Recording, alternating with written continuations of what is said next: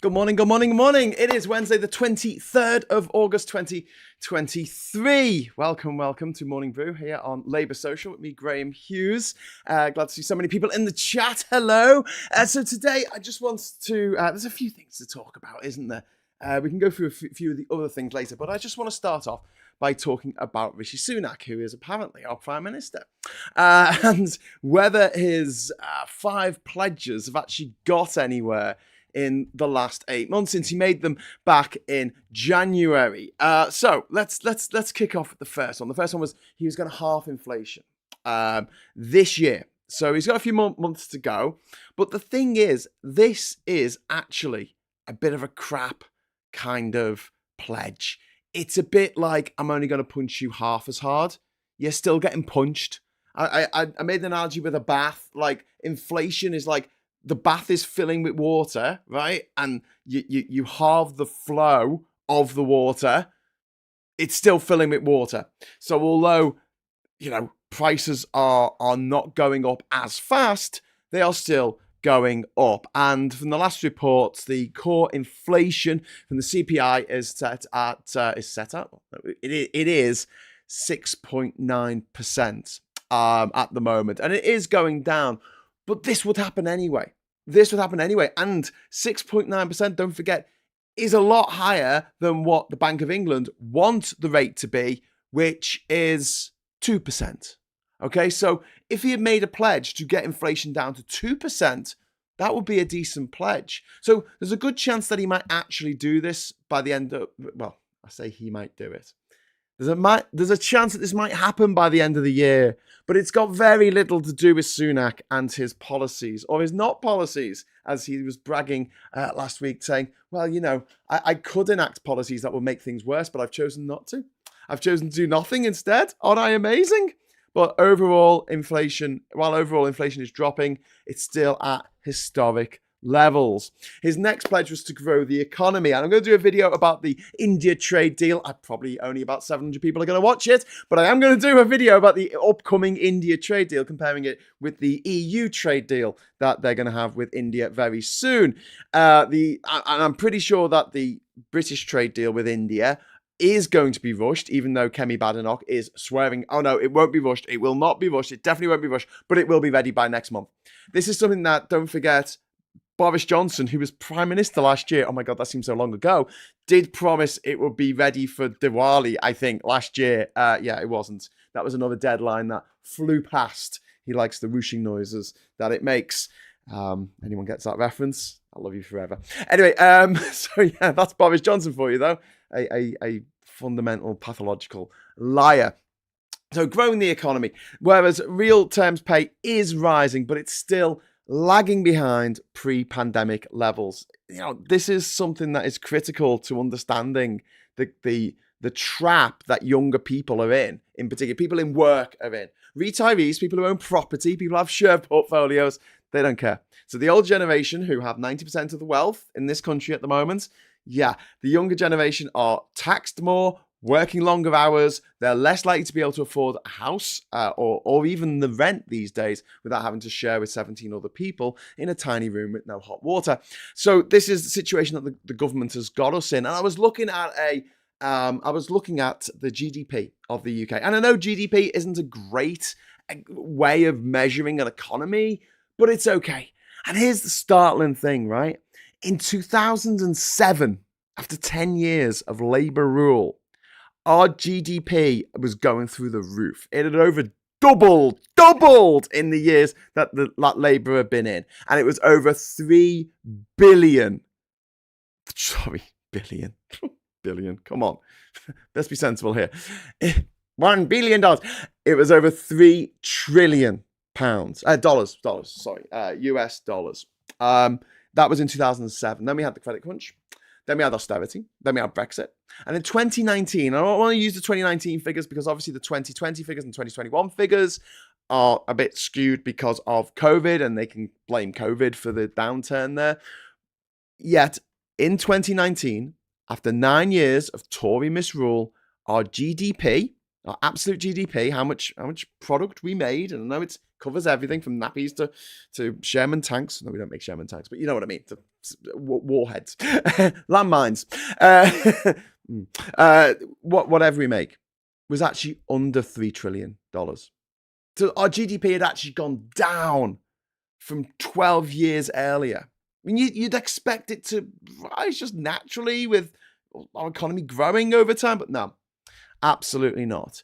And we're still in a situation now where we are not seeing any kind of growth that's meaningful to us. And what the Tories do, because they're a bunch of lying bar stewards, is they'll say, "Oh, it's okay. We're doing all right because our growth is better than any other G7 nation." But what they're doing there is looking at the growth from a very low level. And I'll keep saying this: if you have one potato today, and then the next day you have two potatoes, you've made a 100% increase on your number of potatoes. And yet, at the same time, you've still just got two potatoes. So you look around the world at countries that have got remarkable rates of growth of like 11.5. It's places like Bhutan. It's like, okay, it's a poor country. It's a beautiful country. It's an amazing country. No one knows where it is, but you know, its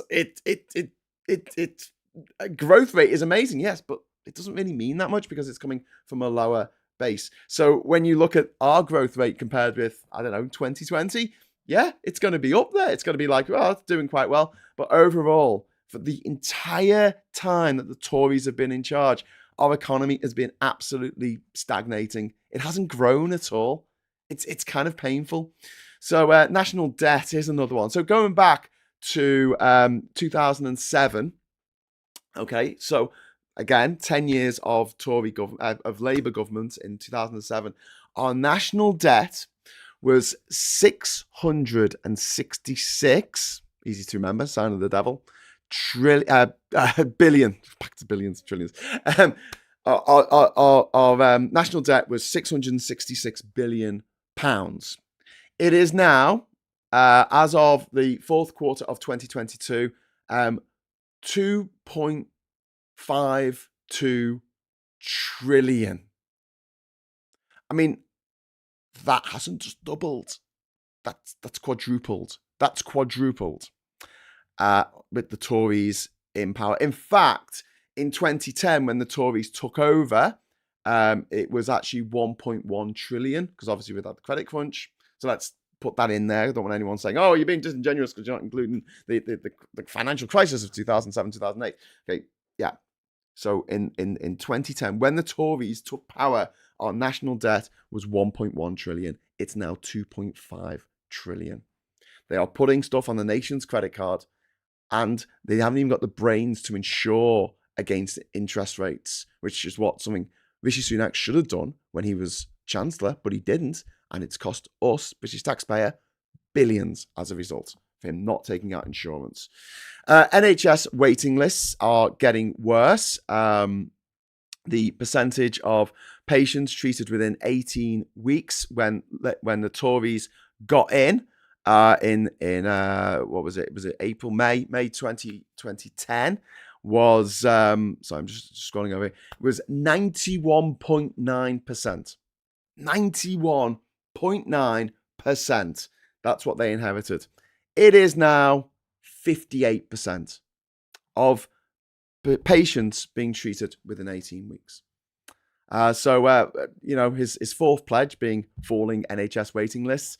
Yeah, I'm not holding my breath on that, but it's kind of vague. I'll make the waiting list go down. I'll make it down. And then the most hilarious one of all, I'm going to get into your comments in a moment, is about the small boats.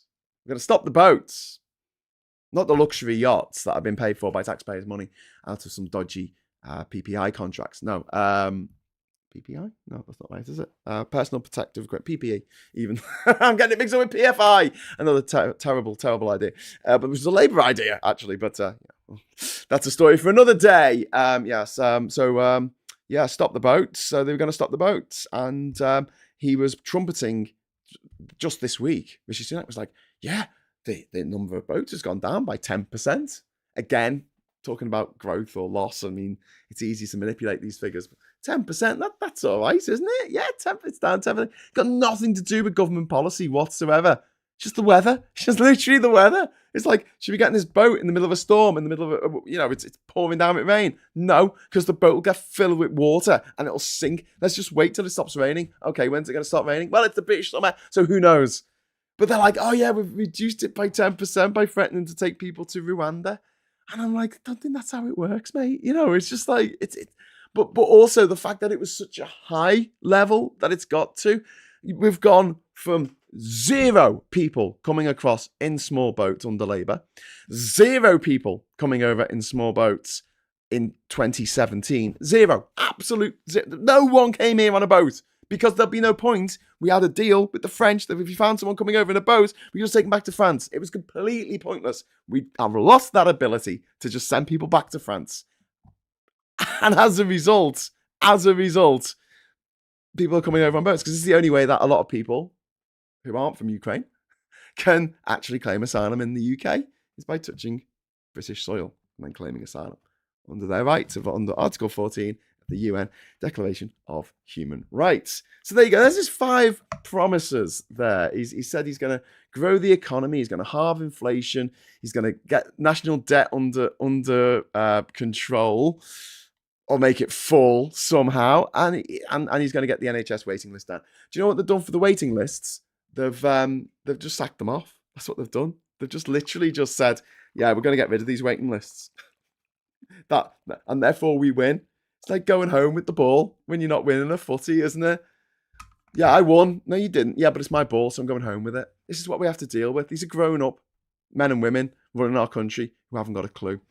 Anyway, so that's where we are with Rishi Sunak's just absolutely dreadful pitch the beginning of the year that he was going to do these things, most of which could be done under a competent government, but they're incompetent. We're now 8 months into the year.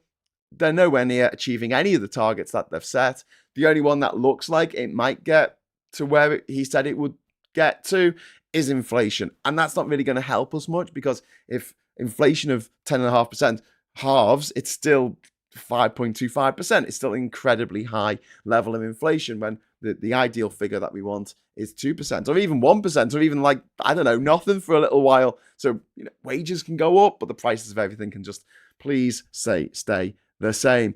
Big shout out to One Angry Pagan there for the £2 super chat. It's not stop the boat, it's stop the Tories. Absolutely. And another one from One Angry Pagan. Sunak's pledges mean bugger all. He can't be arsed. Well, yeah, I know. It's like he comes across as quite resigned, doesn't he? So, well, going back to the boats, point I was going to make is that he said that in this interview that he doesn't think he's going to stop the boats before the next election. I mean, a 10% reduction is not stopping something. If you got a plumber around because your pipes are leaking, and the plumber came out and said, "Well, I've got a 10% reduction in your leak," you'd be like, "But it's still leaking." Yeah, 90% of the water's still coming through your ceiling, but I've reduced it by 10%. But you said you'll get rid of it all. That's what you said. You said you would actually stop the leak. Yeah, I know, but what are you gonna do? Anyway, right, into the chat, finally. Dave W. is in there talking about Supertansky's latest video, which is really worth watching. I can't recommend it enough. Obviously, Supertansky is no stranger to Labour Social here, so we want to support her in everything she does. But she does not get a lot more SHIT than any male political commentators on the interwebs, say like me and Phil. And I'm not asking for more abuse, thanks, but I'm just saying that the level of abuse put towards Supertansky and also people like Marina Purkis, Gemma Forte, Patsy Stevenson, it's just vile. It's absolutely vile, because it's not just, oh, you don't know what you're talking about with Brexit. Oh, you talk. It's horrific threats and doxing and all kinds of stuff that a lot of the male commentators on these platforms don't have to put up with, including myself. And incredible levels of misogyny that we have in our society. And a lot of them know they're going to get away with it, because after 13 years, of Tory government. We live in a country in which 99% of sexual offenders get away with it. 99%. If you do a sexual offence, you are 99 times out of 100 going to get away with it. That's remarkable. In a way that we don't deal with any other crime. I mean, I know that burglary rates are really bad in terms of they don't get solved, but I don't think that the police turn up and go, well, what were you wearing at the time you were being burgled? It's like, what's that got to do with anything? Did you ask to be burgled? Did you come on to the burglars and say, hey, look at my place? Could they look through the window and see some nice things like a flat screen TV? Well, if you're going to have your flat screen on TV on display like that in your living room, what can you do with these things happen? We don't do that with any other crime. Just sexual assault. That's the only one. Yeah. Anyway, moving on. Mark Wilson. Morning. It's 9:30, and I've already had my GP saying how bad parts of the NHS are. Well, indeed, I've just because I got paid by YouTube today. So thank you. So thank you for everyone who's watched these videos, dropped in a super chat, liked, commented, interacted in these videos in some way. I've got enough money now to replace my glasses, just about, with some cheap alternative. But I test today with Specsavers. I've got to pay for it. And to me, like, short-sightedness, although it is very common, I get that, I still think that it should be covered. Eye test. I'm not saying, you should be able to get designer glasses on the NHS, but eye tests. You can't do anything if you're short-sighted without glasses. You can't drive. You can't work. You can't see a monitor. You can't. Do you know what I mean? So and you've got to have them every 2 years, or you can't get another pair of glasses. You can't just say, well, my prescription hasn't changed since I was 16 years old. Mine hasn't. I still need to go for a test. I don't think we should have to pay for prescription charges. I think it's disgraceful that people who have long-term medical conditions have to pay every month for prescriptions. Sometimes the prescription charge is more than the actual medicines cost. And the pharmacist will say, I'll just buy it over the counter. It's cheaper. It's only £6 instead of £9.35 or whatever it is now. Anyway, Johnny Copperhead says, super chat there. Thank you very much. Supertansky is the best. She is indeed. Thank you very much. You are absolutely right. Blessed be Supertansky and others. Respect them, says one angry pagan. Talking about the comments on that video, but that video, just to go back to Supertansky, that video she's put on her channel, please subscribe to Supertansky, 3 eyes at the end. And she's putting out a load of really, really good content over the last few weeks. And she talks about Keir Starmer and, her feelings about voting for Keir Starmer and the way that people think it's hilarious to call him Keith. But the comments are just pretty, horrific.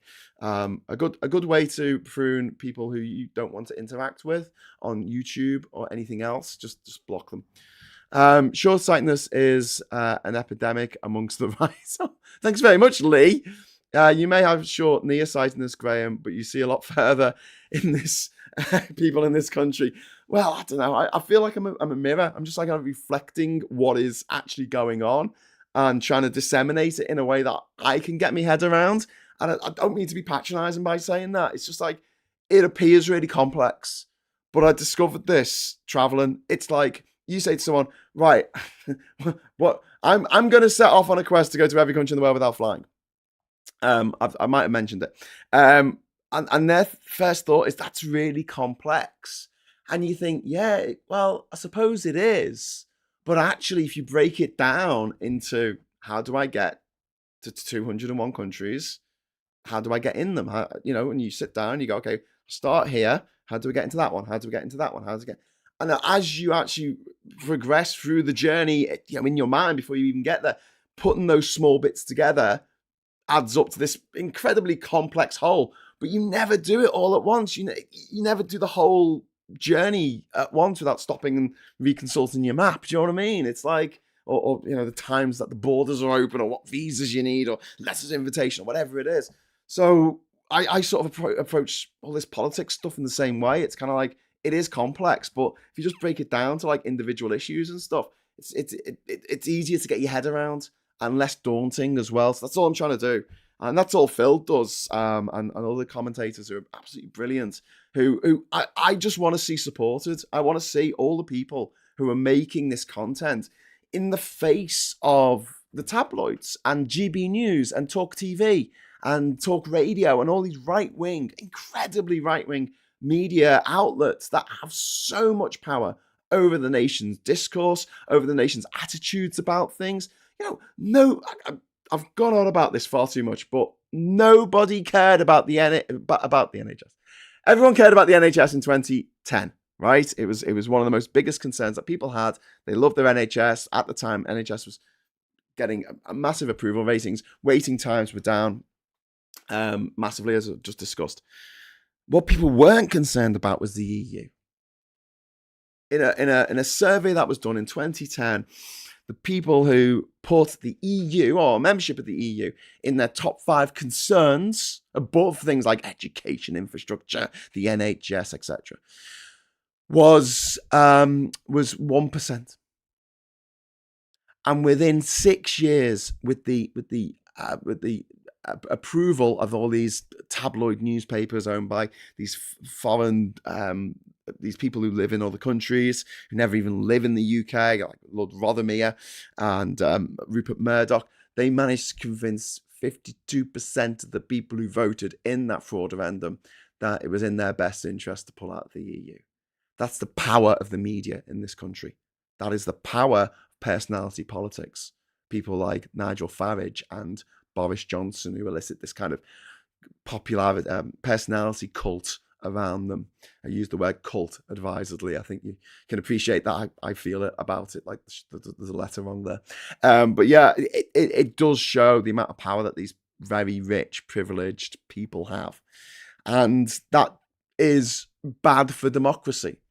So yeah, when you see people like Tansky, Maximilian, Robespierre, Phil, Bowler Hatman, A. Thompson, Danny effing Price, all these people who are making really, really good content, please support them in any way you can.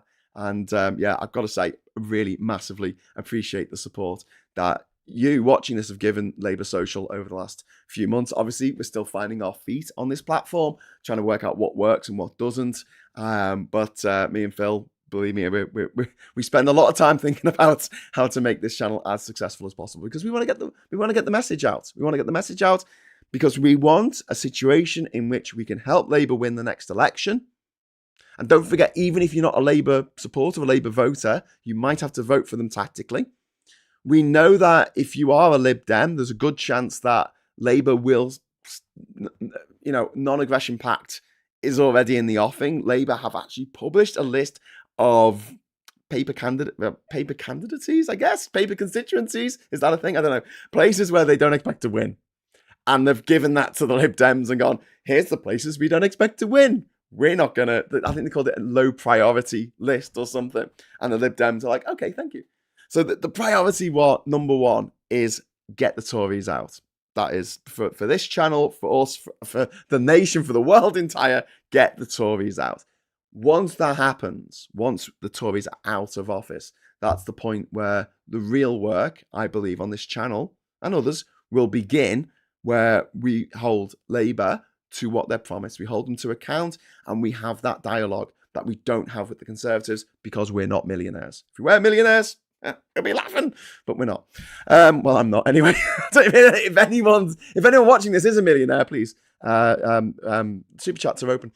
Talking of super chats, thanks very much to Nick and Diff. Bless your cottons, Graham. Have a pint after getting your glasses. I think my socks today, and I'm not gonna. Am I going to pull my socks up? I'm actually wearing my anti. You can see these here. I'm actually wearing my anti-Brexit socks, and they say these socks kill fascists. It's actually written on the socks, which I thought was really cool. Someone gave me them. Love them. Nick and Diff, thank you very much for that £5 super chat. Top of the World from Pineapple Boy. Yes, Pineapple Boy's asking about the second book in my series about traveling to every country in the world, which is called Top of the World, which at the moment is living in skeletal form on an old Word document on my computer, on my laptop down here. I'm on it. I keep saying I've got to prioritize it, but at the moment, I think that to be realistic, let's get Labour Social up and running, and so it's at a point where I can schedule my time in a way that I can say, right, every day I have 2 hours to give to Top of the World.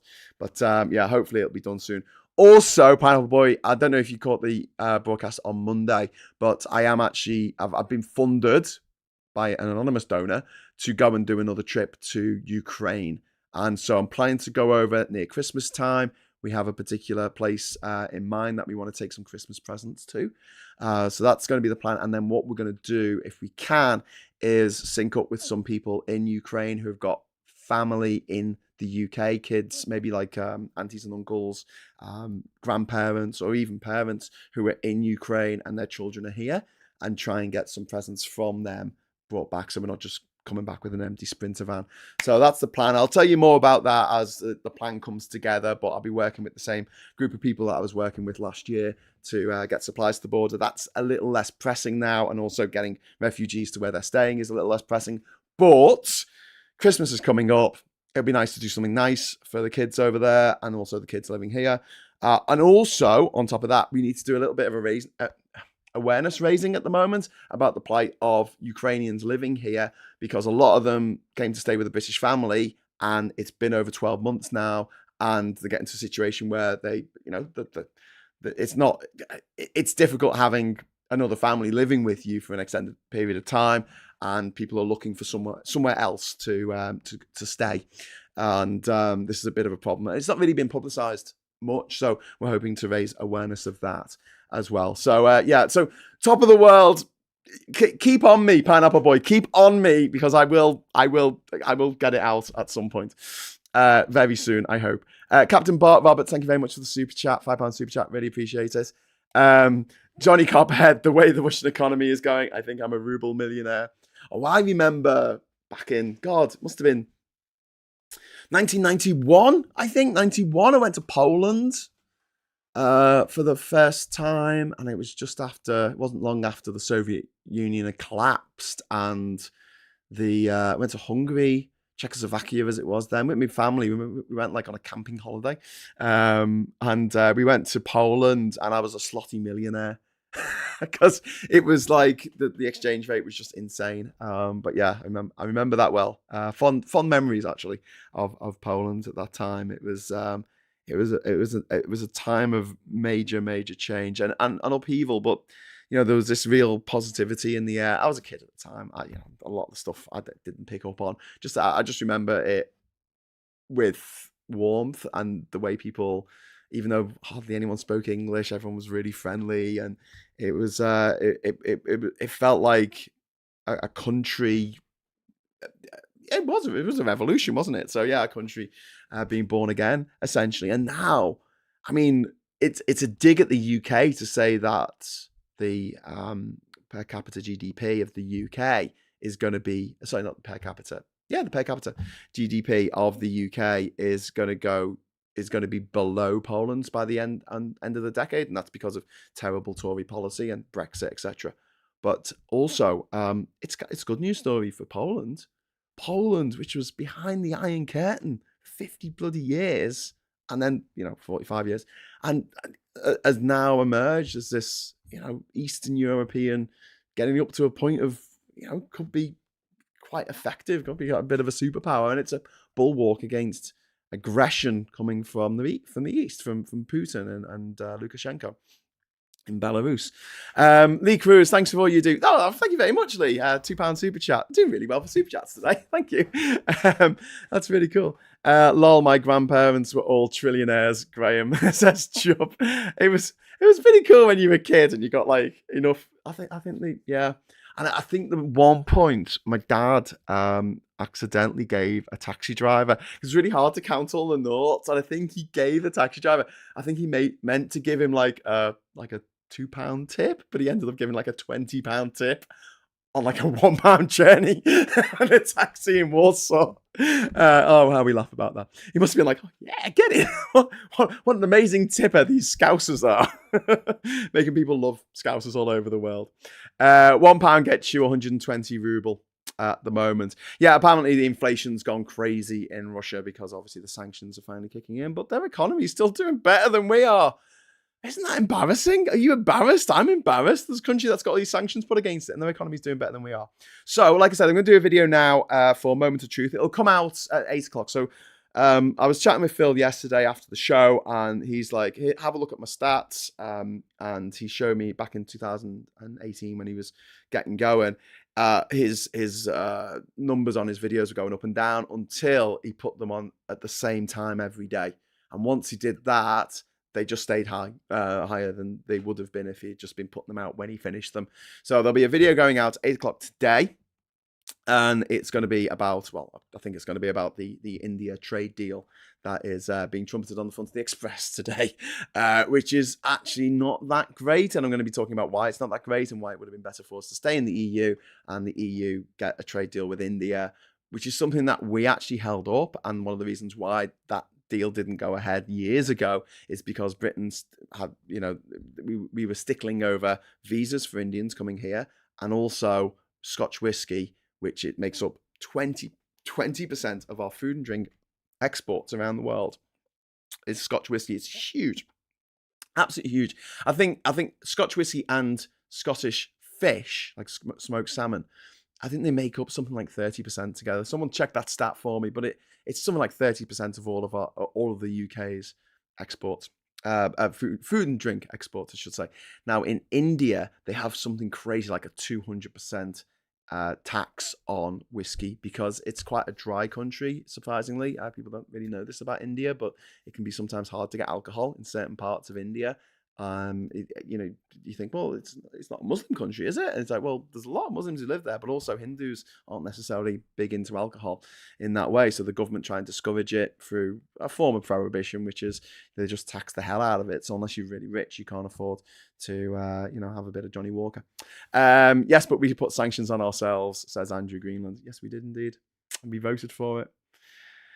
Anyway, I made a video yesterday. I don't know if you've all seen it, but basically just calling for Brexiteers to apologise. And the reason why, people go, oh, you're never going to get an apology out of them. Yeah, but I don't want there to be this trickle of stories over the next few years of people who, Brexiteers who have been ruined by Brexit. And they're all like, woe is me. I want at least some of them. And people have done this. If you have a look at the comments, there are people who said, I voted for it. I'm sorry. And I'm like, thank you. Thank you for saying that. Do you know what I mean? And as far as I'm concerned, once you do that, you're off the hook because people were cons. But I don't want it to just be about them. I want them to see that it's affected the whole country, all of us. We're all in it together. And not just us, but people from the EU. There's like at least 3 million people from the EU living here. We have families torn apart, Zoom parents, living off, talking to their kids in, because they were in Germany and their kids were in Britain or vice versa.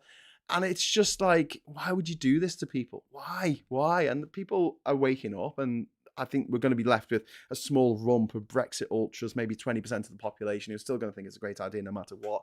But I do feel like in the next 5 years, we are going to see, we're already seeing that the polls are only going one way, as one of the commenters put on the video. And that commenter's right. The polls are only going one way. People are getting more and more like they want to rejoin the EU, which is our ultimate goal. And I'd be open about that.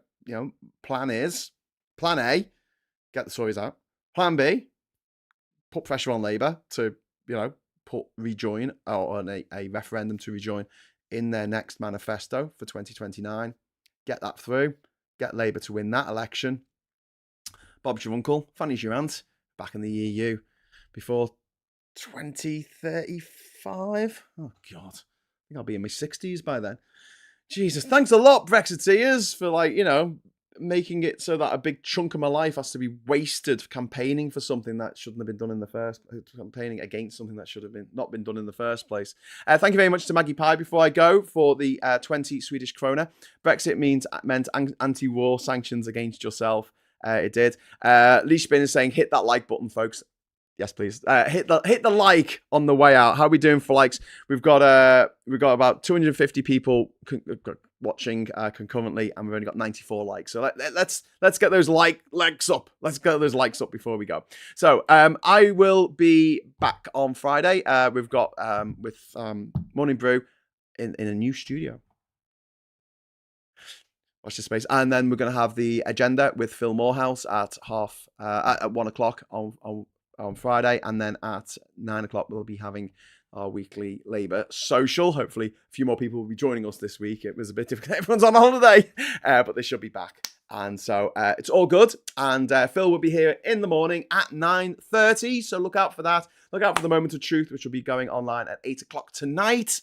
And until then, I'll say thanks for all your wonderful comments. Thanks for all of your super chats. And thanks to all my patrons and YouTube members. There will be exclusive content that we're going to start making weekly for you very soon. So you'll be able to get involved in that. And although, you know, it might not be that many people there, it will feel more like a Zoom discussion rather than where you just have to type stuff. So yeah, please get involved. Please sign up as a patron or as a YouTube member to get access to that.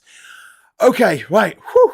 It's all over. I'll speak to you soon. Take care. And until next time, I'll say hello, good evening, welcome, and goodbye.